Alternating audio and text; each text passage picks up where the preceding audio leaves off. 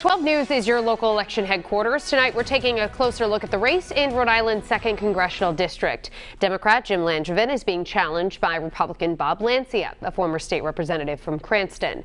Steph Machado spoke to both candidates recently and joins us now with what voters need to know. Steph? The underdog campaign of Bob Lancia is based in part on the fact that he says Jim Langevin has been in Congress too long. But Langevin says his experience is one of his assets in Washington. Good time for him to retire, to leave. He's maxed out on his pension. Republican former state rep Bob Lancia says 20 years is too long for Rhode Island to be sending the same representative to Washington. Democrat Jim Langevin disagrees. People of Rhode Island have placed their trust in me time and time again.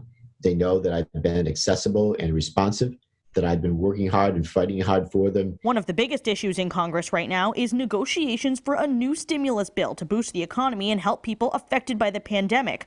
Langevin agrees with Democratic Speaker Nancy Pelosi, who wants funds for states and cities to balance their budgets to be included. And I do believe that aid to states, municipalities that are hemorrhaging red ink right now is so important, because if we don't get additional state aid for states and municipalities, it's going to be in layoffs and frontline workers like police, fire, teachers perhaps. Lancia says pass a stimulus, but don't bail out the states. He says Rhode Island's budget is bloated. Did anybody get laid off during this pandemic in the state government? Did anybody take a pay cut? Any of the speaker's top people? No. No one has suffered in state government. It sounds like you're in favor of the state laying off employees.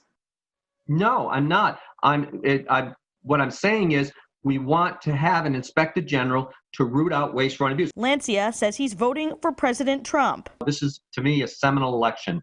This is capitalism versus socialism. Arguing Langevin will move to the left as his party does. He votes with the Democrats. They're going down the road of AOC and that crowd, Miss Pelosi. But Langevin, a Joe Biden supporter, says he identifies as a moderate. It's just so important to be able to find common ground, Sue, that I will work with anyone, whether it's Democrat or Republican. Certainly, I believe in the values of fighting for working families. Tonight on WPRI.com, you can watch the full interviews with both candidates. We'll talk about where they stand on health care and how they think President Trump and Governor Raimondo have handled the pandemic. I'm Steph Machado, 12 News. Thank you, Steph. And 12 News has you covered for the November election. Right now on WPRI.com, you can find information about voting deadlines. You can also find out what you should do if you plan on voting in person and key local races to keep an eye on.